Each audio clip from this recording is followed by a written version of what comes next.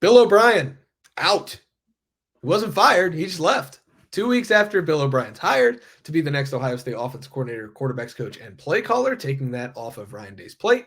He is now off to the Northeast, going to Boston College to be the head coach for the hometown squad. Andy Backstrom on the other side of that screen, a Boston College grad in his own right, is here with me. Andy, Bill O'Brien, no longer the offensive coordinator at Ohio State. He has been hired as the head coach at Boston College, something that I'm sure Ryan Day didn't see coming when he hired Bill O'Brien, but now is a reality. First thoughts as this has now become official. I don't think anyone saw this coming. 21 days, the final count on his time at Ohio State. And you have to question just like, how did this happen? But no one could have expected it, as you said, because this was caused by Jeff Hafley taking a job with the Green Bay Packers to be their defensive coordinator. That's obviously an uncharacteristic move from a college head coach going to the NFL to be a defensive coordinator. And now Bill O'Brien was immediately a top candidate for Boston College, and that's probably their most high-profile hire ever for a head coach. So definitely kudos to BC, their AD, Blake James, for making that happen. And you have to wonder, what is Bill O'Brien going to do back in the college ranks? But for Ohio State, it puts them in an interesting situation now where they got to find a new OC, and somewhat quickly, because spring ball is coming up in March, and you have to figure out what you're going to do for that offense. And now for Ryan Day, he talked all this week about how this was a meticulous process to finding Bill O'Brien. It was the right match. It made sense to hand over the play calling. He still wants to hand over the play calling. He's OC that can handle all of that. But it's not so simple as, okay, option A left, now plug in option B. And so what we're going to talk about is, where do they go from here? And how difficult is this process going to be? Yeah, it is where do they go from here? We'll get to candidates, obvious candidates, maybe some sleeper candidates, a little bit based on reporting, but also a little bit based on just fit. But we'll get to those in just a minute. Where they go from here is figuring out who checks boxes. The thing that I took from Ryan Day's press conference on Wednesday when he talked a lot about Bill O'Brien is how many boxes Bill O'Brien checked that needed to be checked for Ryan Day to be comfortable. Listen, man, like Ryan Day didn't call plays in Philadelphia and in San Francisco. Ryan Day knows what an NFL play caller is. He knows who an NFL play caller is when he sees one. Chip Kelly was an NFL play caller for him when he was on the staff with the 49ers and Eagles under Chip Kelly. And we'll talk about him, obviously. Bill O'Brien, NFL play caller, NFL general manager. As bad as he was at that job, he was still an NFL general manager. College head coach where he called plays. Alabama play caller. Like, those are a lot of ticks on the resume that Ryan Day had to see to be comfortable handing the reins to somebody.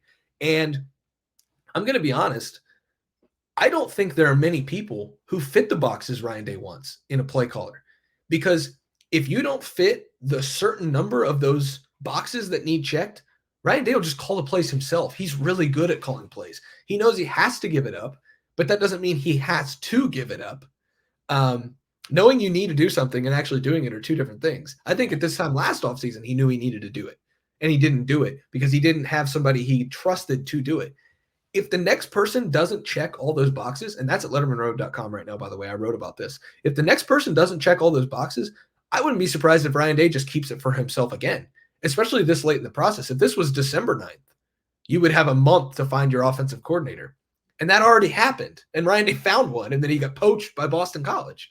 So, I'm of the opinion, Andy, where, and I don't mean to be long-winded here, but I'm of the opinion, man, where if those boxes aren't checked, Ryan Day could just run this thing back with himself. And that's not to put it on Ohio State fans' radar. I do believe he will find somebody that he trusts enough to call plays, but it's no longer a guarantee Ryan Day is giving up play calling.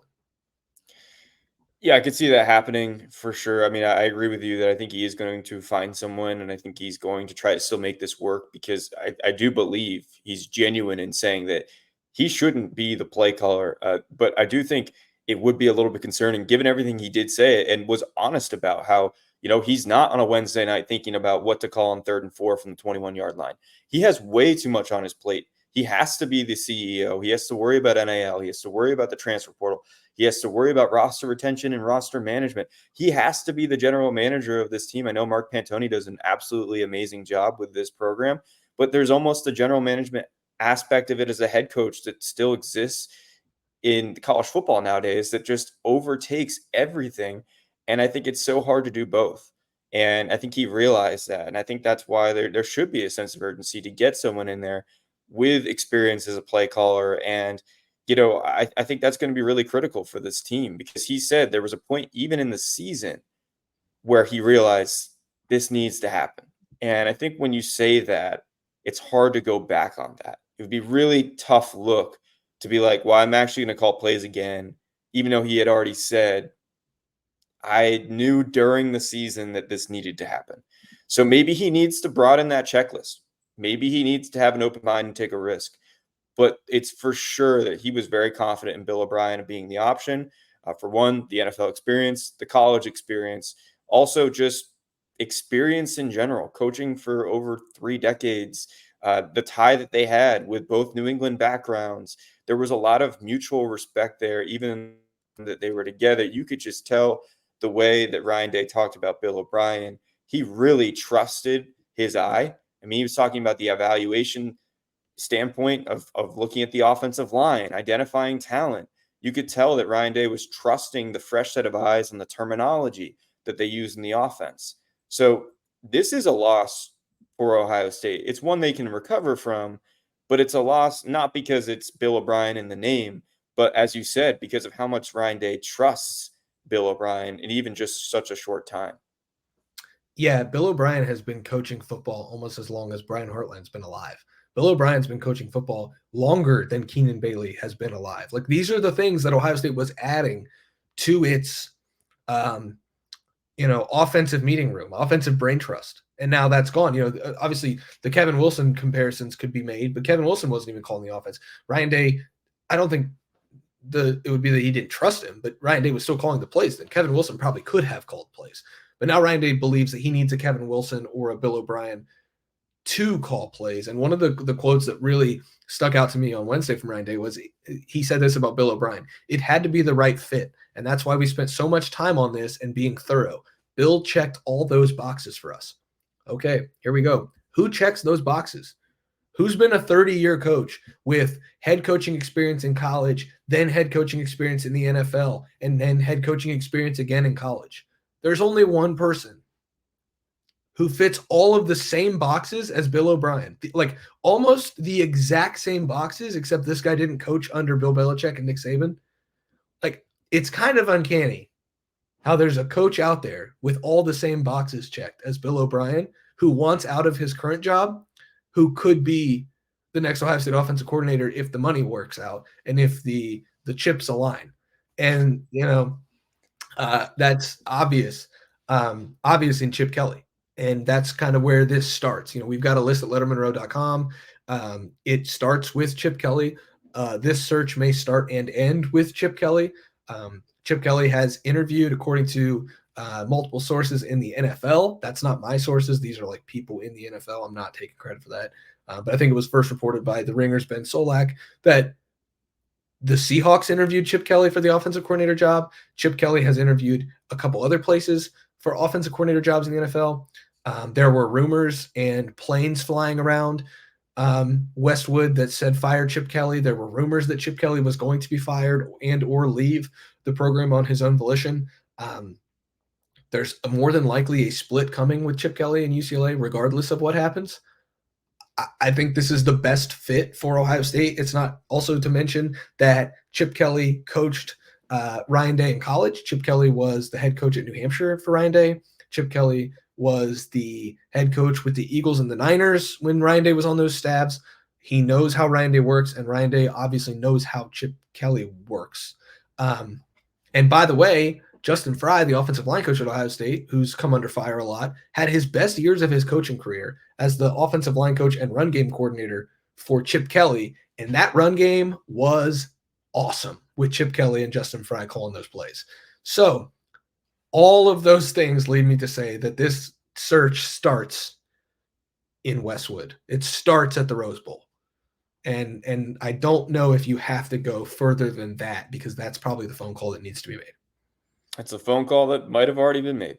It's probably something that's already going on and trying to gauge interest. And also, plausibility? Is it possible for, in that situation, Ohio State, UCLA to come to some kind of agreement for a buyout or some kind of settlement to make that happen? Because he's still under contract at UCLA. There would need to be a buyout situation.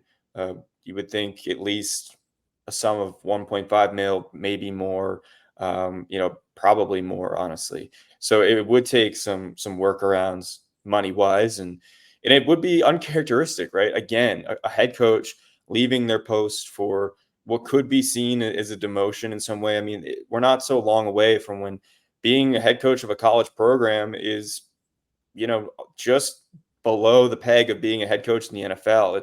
It's one of the highest jobs you could have, and now it's still considered that among the top of the top of some of these other programs like UCLA, like a Boston College, where you're kind of in this middle ground of what now is the Power Four, and you're trying to figure out, like, is there actual mobility for this program? How much can we do in the NIL landscape, transfer portal landscape? And you're seeing some of these coaches decide, well, there's more mobility for me if I take an OC or a DC role, whether that's the NFL and the college ranks. And we know Chip Kelly wants to go back to the NFL, like you said.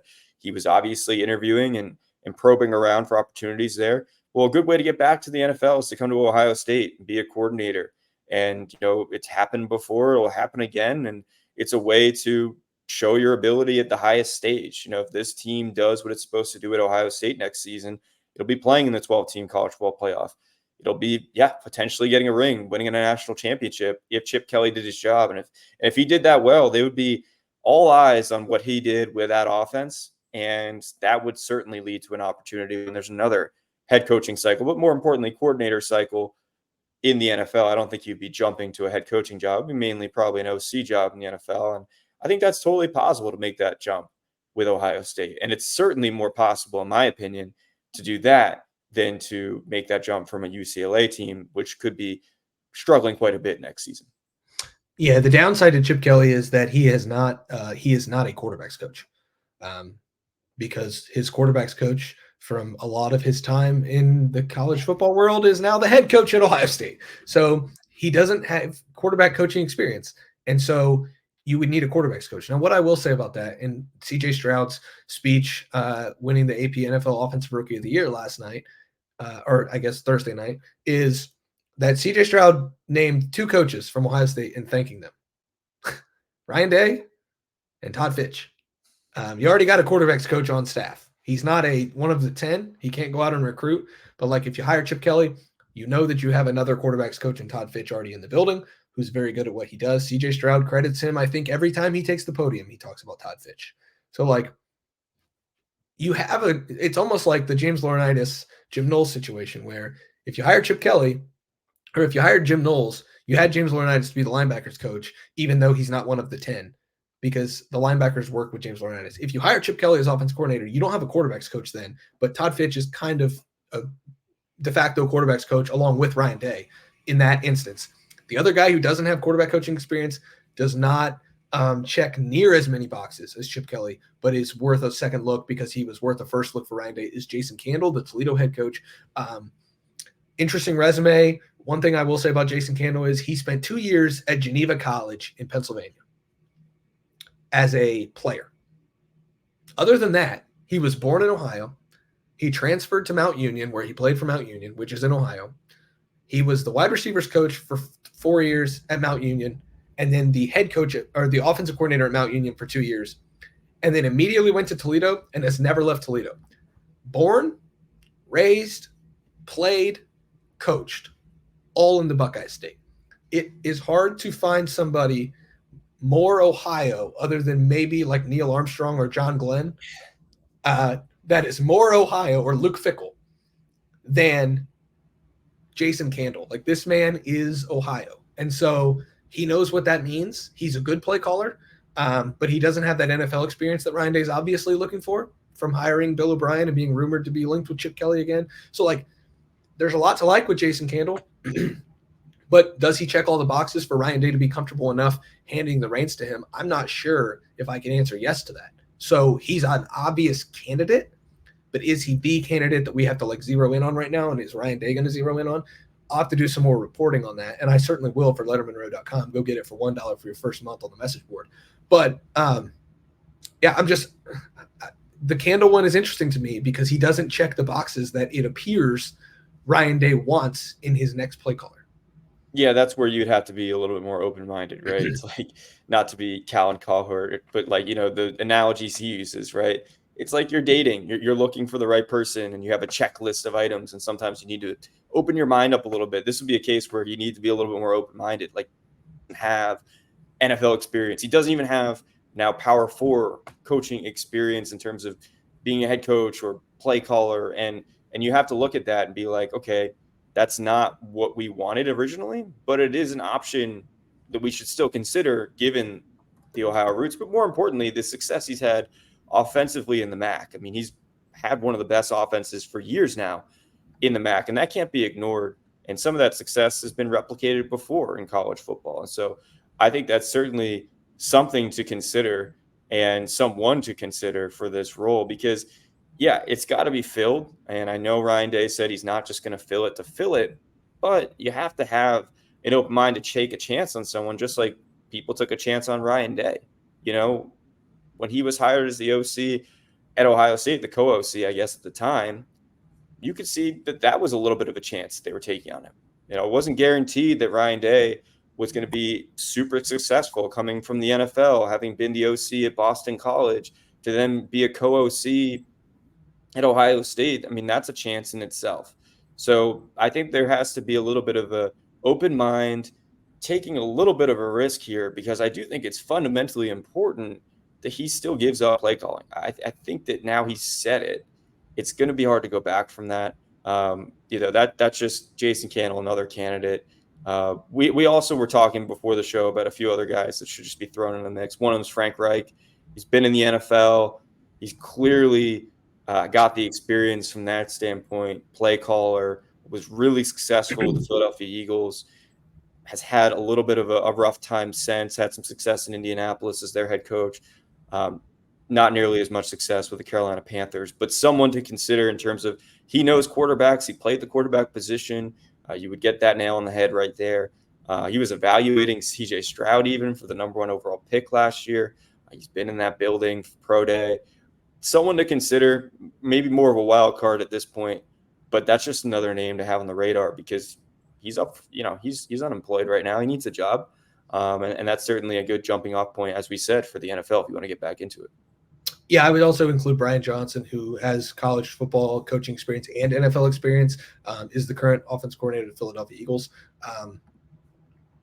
I like Brian Johnson, to be honest. Played for Urban Meyer at Utah for a year behind Alex Smith as the backup quarterback, saw action in that 2004 season. I know that's kind of crazy to put those links together, but like coaching is a flat circle almost. And if you know the right people, then, it can get you places, as well as you have to be really good at your job. And Brian Johnson called the offense for Florida during the 2019-2020 season when he was really good with Dan Mullen, who obviously you have to say Dan Mullen's name, but I don't know if that's a true contender for offense coordinating job.